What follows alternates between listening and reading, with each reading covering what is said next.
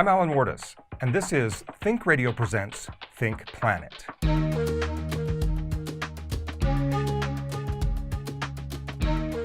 My guest today is Dr. John Hausdoerffer. Gandhi has this powerful quote that I've never fully come to terms with. He says, "We cannot obsess over results."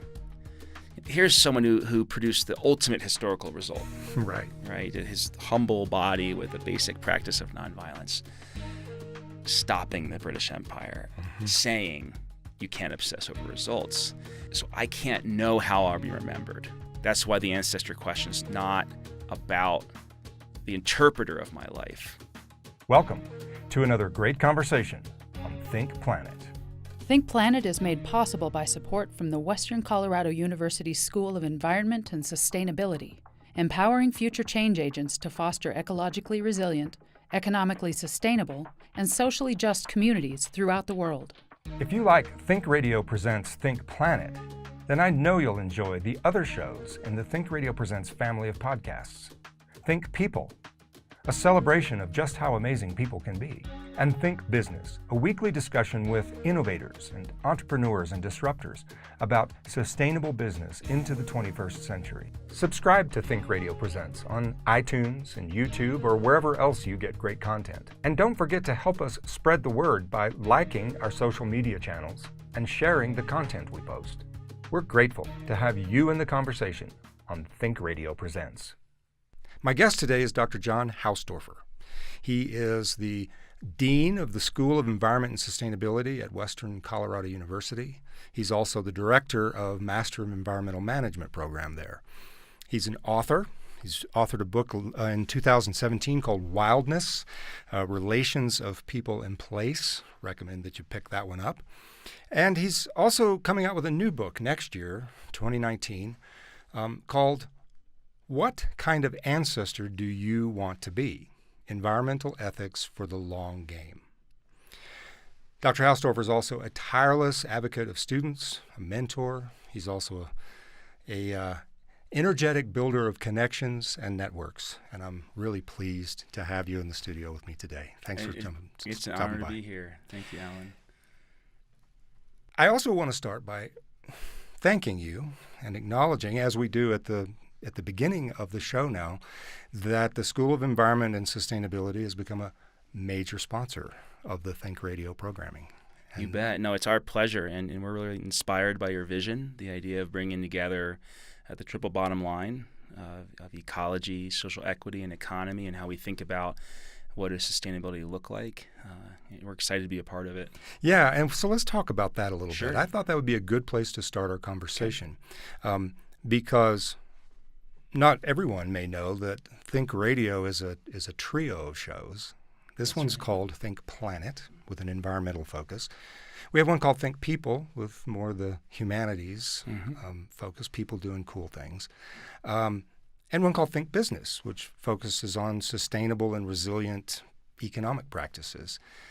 And so that's what you refer to as the triple bottom line. It's the idea that human ventures need to be profitable and beneficial across that spectrum that I just laid out. Not just money, or not just community to the exclusion of economic benefit. That's that sort of idea.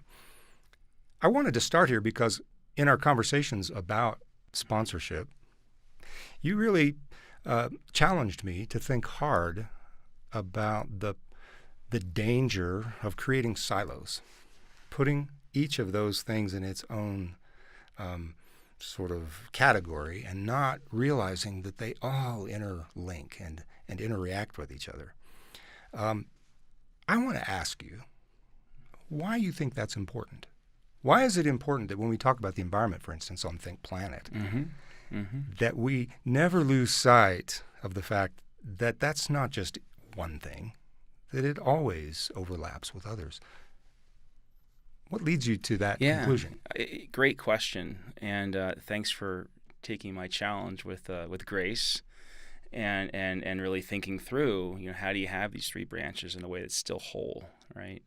There's a couple ways to think about the framework of the triple bottom line, right? And that is that you don't truly have sustainability until you found a balance of, some people call it the three Ps: planet, people, profit. I prefer prosperity. I like that. Profits involved in prosperity. Sure.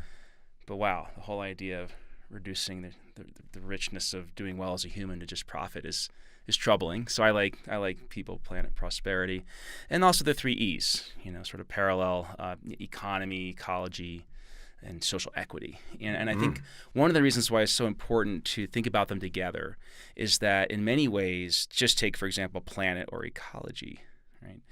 The driver of ecological problems is rooted in social inequalities, right? So Right. Exactly. And so take, for example, my first book. It was called Catlin's Lament, Indians' Manifest Destiny and the Ethics of Nature. And I looked at the mid-1800s, where there was a lot of westward expansion at the time, and there was indeed ecological devastation, right? So take the biodiversity of the prairie was reduced from about 250 plant species per acre to wheat, corn, cotton. The birth of the monoculture. You got it, right? And so take the forests of the southeast and old northwest. Forests the size of Western Europe were clear-cut in a single lifetime in that period. And so you can think about that, and you can say, okay, with the prairie, we see the buffalo go from 50 million to maybe 10,000 with the loss of the prairie. With the forests, we see the passenger pigeon go extinct. And here we are talking ecology together, right? But we have to go deeper. Planetary concern, ecological concern cannot just be how do we protect the next forest or protect the next prairie. We have to get to the source of what threatened it. When you think about the mid-1800s, and you and I can draw analogies today when I'm done with this historical analogy. Sure. When you think about the mid-1800s, right, you have Andrew Jackson's Indian Removal Act, right, using a racist view of complex Native American communities and viewing them as savage, right?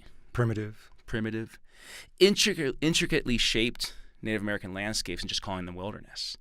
If the people are savage and the land is wilderness, it's not theft to take it. Right. It's a one-size-fits-all approach. That's right. And so if you have that racism driving the theft of land, right, making that land quote-unquote open, and then the labor on that land, especially in the southeast with those forests and that landscape, if the labor on that land, right, is driven by the racist justification of forced labor, slavery, right, you suddenly have to start asking these questions of, can you clear-cut forests the size of Western Europe without the racism that justified Indian removal and the racism that justified slavery? Or at the very least, without having a massive impact on the people who are living there.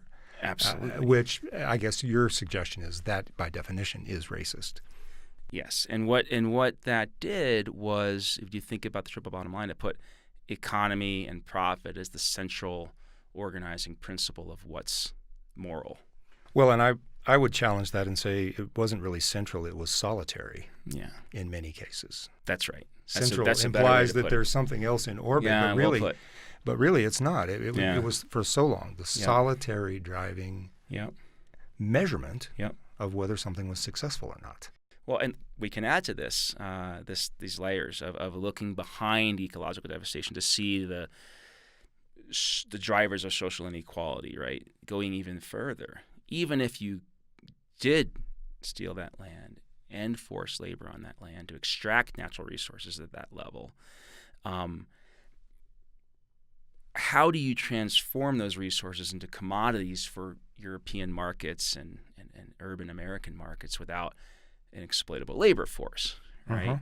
And so at that time period, there was the new emerging middle class. These new urban areas were exploding across the country.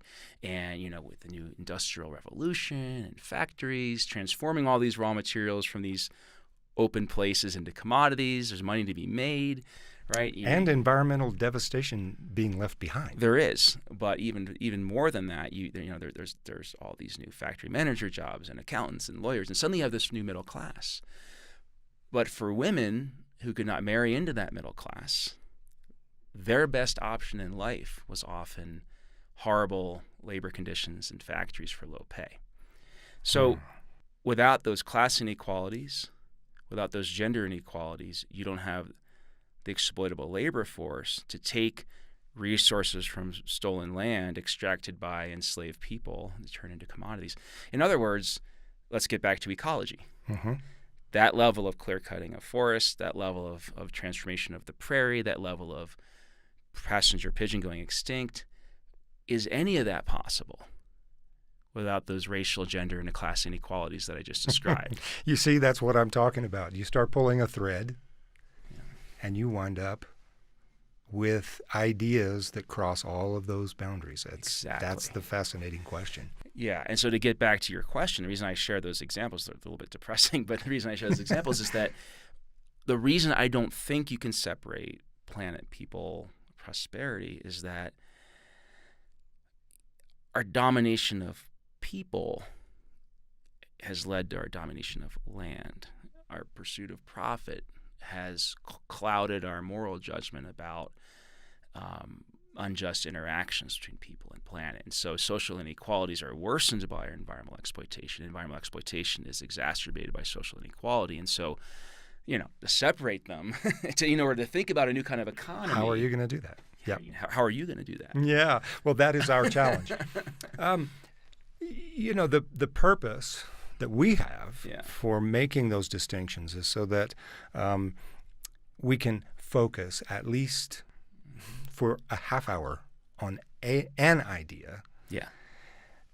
But we really strive to not lose sight of what you're talking about, and that is to always bring it back to the holistic view of culture and civilization on the planet. That's and right. so I really appreciate that challenge, and I promise you that that's what we're going to be. Oh, I have no doubt. That's what we're going to be striving for. But that's actually a perfect segue. Great. Because you've just laid out this view of environmental ethics that is much larger than the word environment. That's right. Much, much larger. And I have the feeling that that's what you're getting at in your next book project, with a rather provocative title, I think. Certainly intriguing. Sure. What kind of ancestor do you want to be? And I find that interesting because books of this kind, at this level of scholarship, don't typically have titles that challenge the reader directly. Yeah. They tend to be sort of, third-person commentary. This one gets right up to you, the reader, holding this book and says, your voice matters, but also your choices matter. What kind of ancestor do you want to be? Was there some purposeful thought given to that title and that directed question? Well, I think one of the most humbling lessons in life for me has been to try to learn how to recognize when you're sitting near greatness, and we could argue that everyone has that in them, so we need to be super attuned. Maybe some of the really enlightened people through history have just been attuned to being near greatness and seeing that in everyone. Right. And I tell you that I cannot take credit for this question, what kind of ancestor do you want to be? A man named Michael Dahl, who's kind of a spiritual leader on the White Earth Reservation of Minnesota, posed that question to me. I was visiting the indigenous activist Winona LaDuke to interview her for the chapter I ended up writing in Wildness. And she's really interesting because I could tell she didn't want me to interview her until I'd been in her place for a while. Splitting wood with her kid for winter, going on a wild ricing journey with a youthful leader she had been working with and developing. Makes perfect sense. Yep, working at their food bank. She really put me through the paces, and it was great, right? And this is an interview. You have your lead questions, and then you realize the conversation's got its own life. Right. And this was a physical conversation with a place. Yes. And when I finally thought I was going to get to interview her, she put this guy, Michael Dahl, in front of me, and that's what he asked me. What kind of ancestor do you want to be? That's the question that matters. It gets at the heart of how we think about time. In other words, it doesn't ask what kind of ancestor do you want to become. It doesn't ask, how do you want to be remembered by your descendants? It says, what kind of ancestor do you want to be? Right now, even if you don't have kids, even if you never have kids, right now you are always and already an ancestor. And that, go ahead. Well, that's a fascinating distinction. Yeah. I like that. It's not how do you want to be remembered. That's right. That's where your mind might go with that question. It deepens the challenge that I just acknowledged, and that is... It deepens the challenge. Today. What kind of ancestor do you want to be right now today? Yep. I love that. And there's an existentialist component to it in that the choices you make and the choices you choose not to make are all writing that script. The kind of ancestor right now. One way that I think about this question is, I am certainly not a physicist, but that kind of cliche from chaos theory that the flap of a butterfly's wings can start a hurricane somewhere, sure. Right? Yeah, we've all heard that. I see that in terms of each choice. Each choice, each non-choice, is a flap of a butterfly's wings, and we need to understand that and have a sense that there leads to a hurricane. And hurricanes can be good disturbances, for mangroves, right? Or they can be horrible disturbances, right? For poorly planned cities in an age of climate change. And so how do we take responsibility? Whether we like it or not, whether we know it or not, each of our choices and non-choices has that impact on the next generation. Every single one. Yeah. I mean, this idea that cause and effect is a fundamental principle of existence. You cannot escape it. So maybe a corollary to that question was, what kind of cause do you want to be? What kind of effect do you expect your life today That's right. to That's lead right. to? And here's the rub. Gandhi has this powerful quote that I've never fully come to terms with. He says, we cannot obsess over results. Here's someone who produced the ultimate historical result. Right. His humble body with a basic practice of nonviolence, stopping the British Empire, saying you can't obsess over results. And so he had this term satyagraha, holding to your truth force, love of truth, holding to your truth, holding to your values. Like, you're not in control of the outcome. So I can't know how I'll be remembered. That's why the ancestor question is not about the interpreter of my life long after I'm dead. It's about what values do I want to hold to now? What system of values do I want to enliven? Okay. Even if I'm not remembered, are my values enlivened beyond my life? Right? And so I think that the ancestor question, Alan, becomes a physical question. And I can give examples of that if you'd like. I would. What do you mean by that? Well, let's go back to Michael Dahl. Okay. On the White Earth Reservation. And he really stumped me. I was there with my questions. You didn't have an answer for him right away? I did not. Yeah. I did not. In fact, by the time I published the essay, I didn't have an answer. Maybe by the end of the interview I can share it. I took a stab at it recently. No, so Michael shared that a story, and he didn't answer it in the way that like a philosopher would try to calculate and answer it. And let me just share a piece from these are Michael's words. Please do. And we're reading from Wildness, Dr. Hausdoerffer's book. You edited the book. Well, I co-edited with my friend Gavin Van Horn from the Center for Humans and Nature. Wildness, relations of people and place. And Michael's talking about their practice of harvesting wild rice on the lakes in Minnesota and the power of language. He says, I'm going ricing. There's so many different pictures we get in our mind when we say it in English, but instinctively, when I hear Manu Minike, which means I'm going racing in their language. But when I hear Manu Minike, I picture a lake, I picture a canoe, I picture a pole, I picture knockers, I picture that hide that lays on the bottom of the canoe when you've riced about 30 to 40 pounds of rice in the canoe. It looks almost like a moose hide. I hear the sounds of rice. I hear the squeak on the side of the canoe. I hear the trickle of the rice hitting the canoe. I hear the popping of it when it's parching. I hear the popping of the fire. I smell the fire. I taste the rice, all encompassed in one word, Manu Minike. I want my 4-year-old son to grow up and not take for granted that not everybody gets to greet their dad when they come off the lake. Not everybody gets to lay on the garage floor and open a piece of green rice off a tarp and eat it.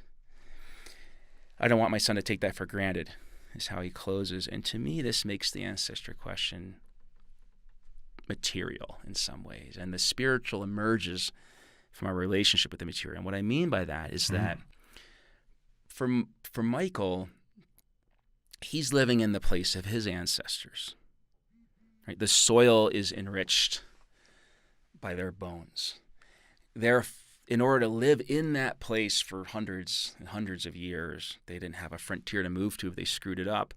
They had to listen to what they would say the creator's instructions, right? Understanding the ecological limitations and possibilities of that place so they could co-create the wildness to live on in that place.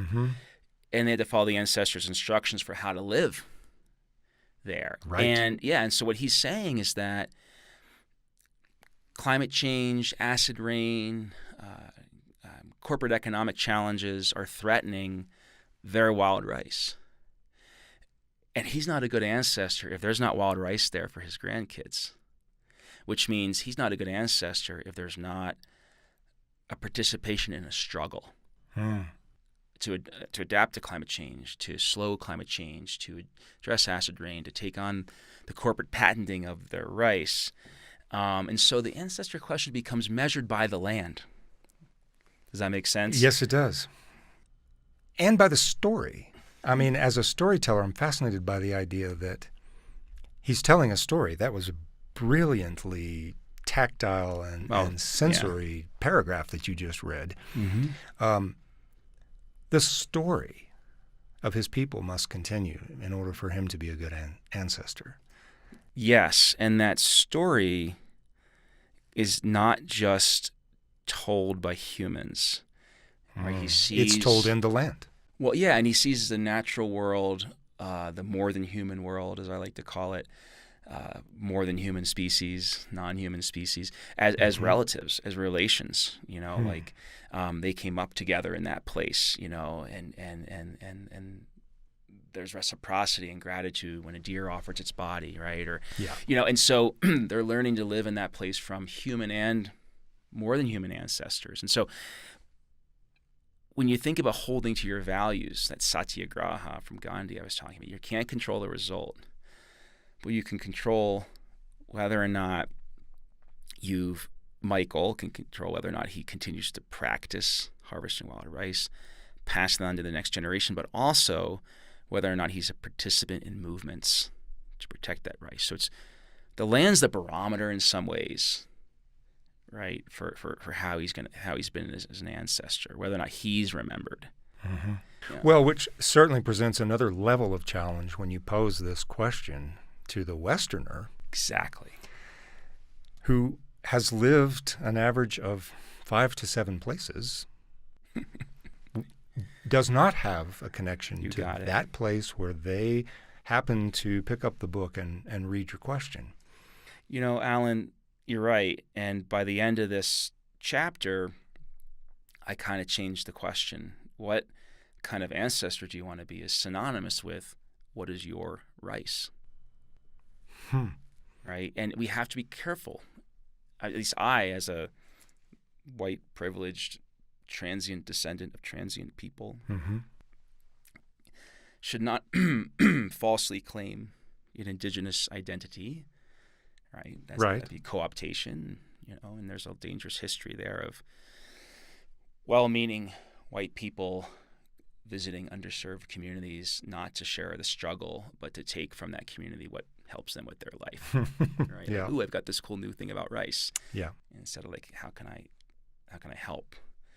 And I haven't done a good enough job with that. I need to start returning to that community and learning more. Well, and if I may say so, the question that you just posed is the key. Yeah. Not just how can I help? Maybe I can't. Maybe that's just not in the cards for me. But I can still ask myself, what is my version of this story that they're telling? And it's not what's my version of being indigenous. No. But it's think about what's embedded in that rice for him. Okay, all at once, you have physical sustenance, right? You have connection with nature. You have connection with ancestors. You have love of the next generation, and you even have cosmology because those rice beds are part of their creation story. Now, you find me one thing that brings all that together for us, right? You find me, and it might not be one thing, but one relationship or one system that at once feeds you in terms of physical food, spiritual food, ancestral food, connection with nature, sustenance, And so to me, that's the question. So I just, you kind of change the question and say, what's my version of indigenous connection with ancestors' instructions? I'm just going to end up misappropriating Native American culture. Or in despair because That's right. I can't find it. Or in despair, or as one student of mine said, I think my rice is corn syrup. Well, we laugh at that.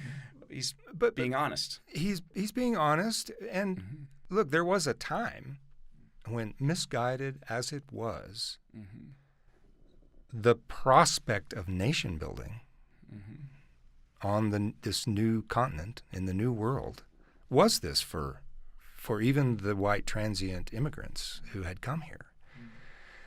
We've lost our way. We lost our way right from the beginning because that included genocide and so forth.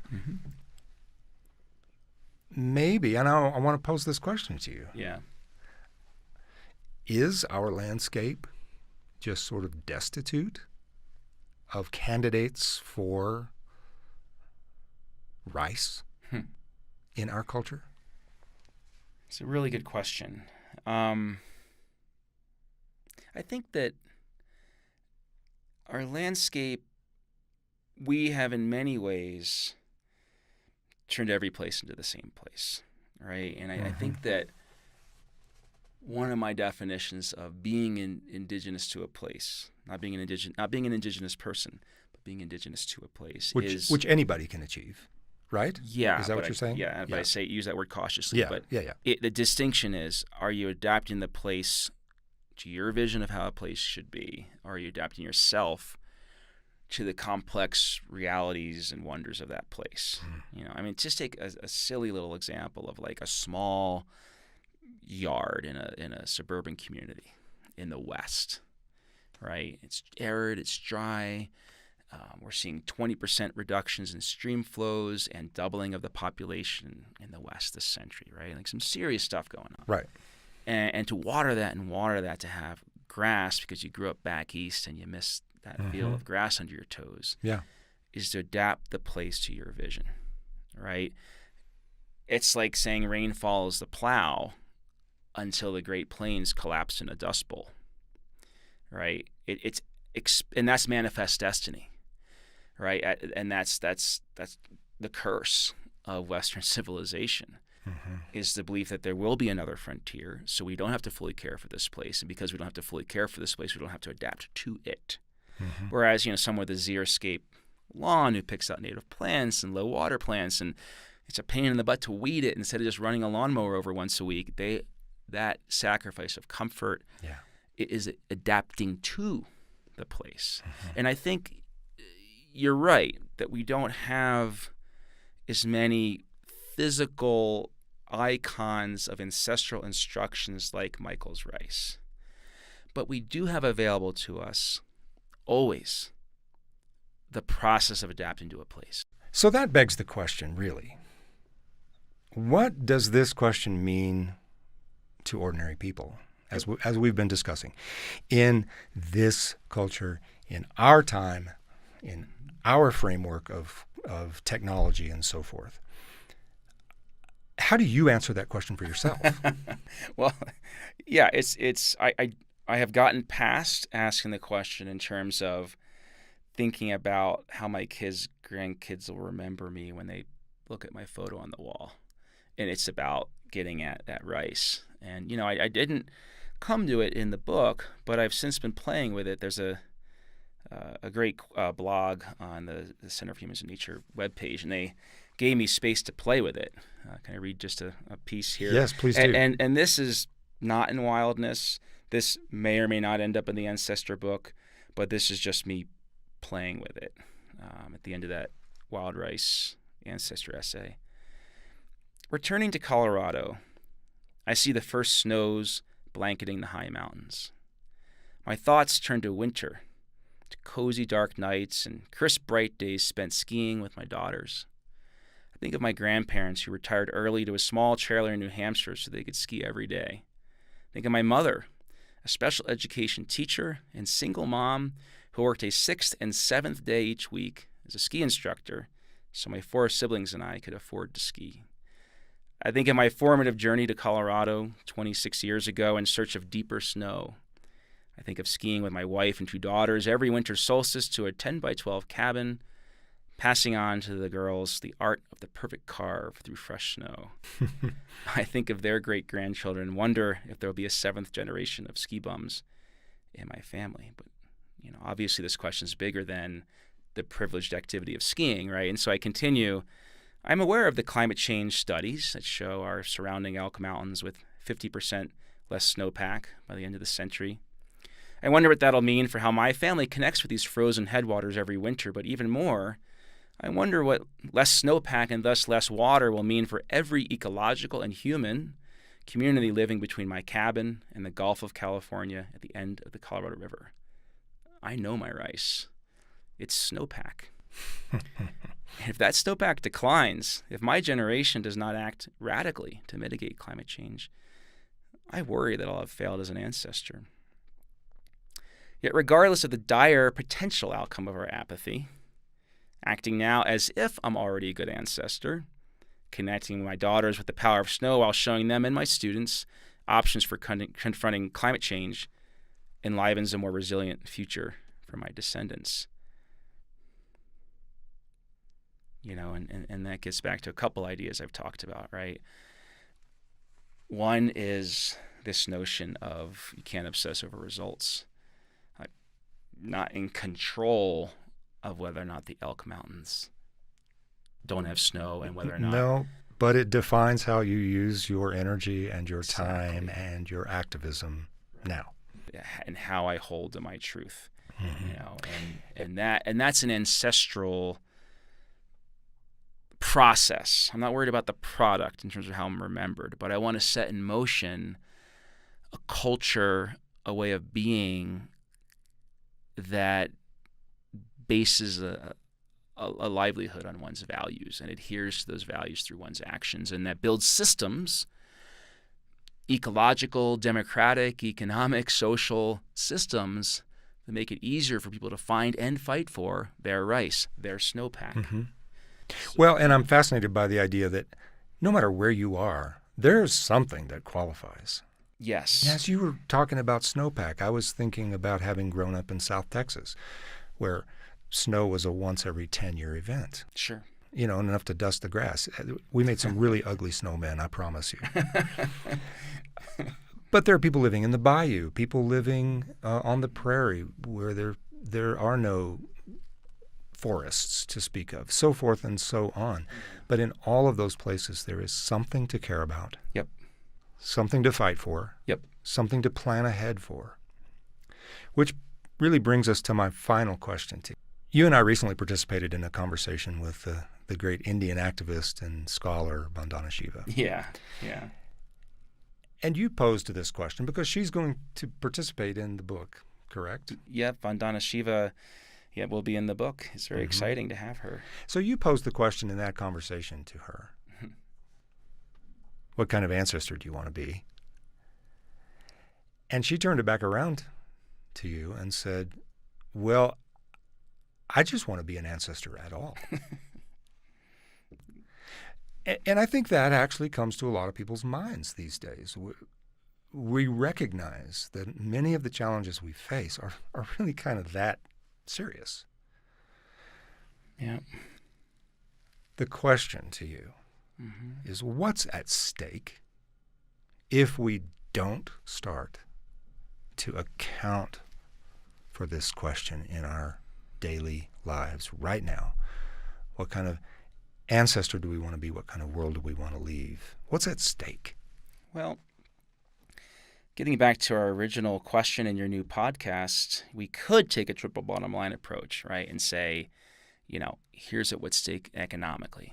The insurance industry understands the billions and trillions of dollars that'll be lost from enhanced natural disasters, from climate chaos. Right, already happening. Climate havoc, right, already happening. You could talk about the economic loss of or the loss in terms of social equity, of the Inuit already being displaced from their villages because of melting ice. You know, and you can talk about the ecological loss of a third of species. But so you could do a 3 E's triple bottom line approach to loss, but I actually think that it's a spiritual loss. And what I mean by that is that we have an opportunity in this moment, in this crisis, to be more than bodies that consume bodies in a global economy, right? We have an opportunity to perceive and care for complexity, right? Finding your rice is understanding with depth the ecological, evolutionary, human, cultural complexity of the place that makes you who you are, and then understand who you are from that, and then to fight for the basis of that so it's still there. That's the ancestor legacy written onto the land. And so I think what's at stake is, with the loss of forests or species or economic stability, comes the loss of who we could be as humans, right? A loss of potential. A loss of an awakened reality of investigating, connecting with, and caring for complexity. That is what's at stake. It's a spiritual crisis emerging from a triple bottom line crisis, but it's also an opportunity. I love it because I've often had that same thought that the next step in human evolution, and we're naive to think that evolution ever stops in its tracks, that we've ever arrived at some sort of pinnacle. The next step in human evolution has to account for this spiritual dimension that you've been talking about. We have this capacity to care that's always been in us, and I don't know that it's an evolution more than a return.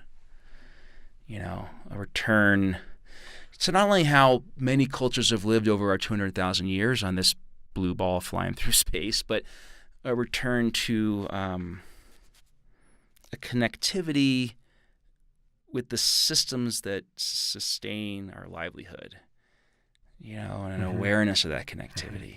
And yet I would say that it's not rolling back anything, because correct, as we find our way into a new expression of that connectivity, we're not the same humans that were here 10,000 years ago. We've now come through the scientific revolution and the industrial revolution. We're not going to unknow those things. Correct. And so it's about a synthesis of what we have become with what we yet could be. I'm really glad you brought that up, Alan. I'm not suggesting like returning to living in a cave or something, right? Yeah. I'm glad because that perceiving and caring for complexity is also leading to people understanding mushrooms better to help clean up oil spills, right? Or vibrations from human traffic in subways generating energy. Love it. The book will be out next year, published by the University of Chicago Press. Correct. I think what I'm most excited about is the challenge of recognizing where this question came from. This is a question emerging from indigenous communities of Turtle Island, or the Americas, but relevant to all peoples and all times. And so we're going to end it with a chapter called The Seventh Fire, which Melissa Nelson's editing. And The Seventh Fire is a prophecy that the seventh generation of Native Americans after colonialism are to return to the knowledge of their ancestors and demand their freedom and dignity. And the Standing Rock generation of Native American youth from 16 to 24, that's the seventh fire. And so that last chapter is just short essays from indigenous voices from the seventh fire. And all right. Ending with where the question came from. I can't wait. Me too. John, thanks for joining me today. Always a pleasure. Thank you, Alan. Thanks for watching. Join us next week for another great conversation on ThinkRadio Presents ThinkPlanet.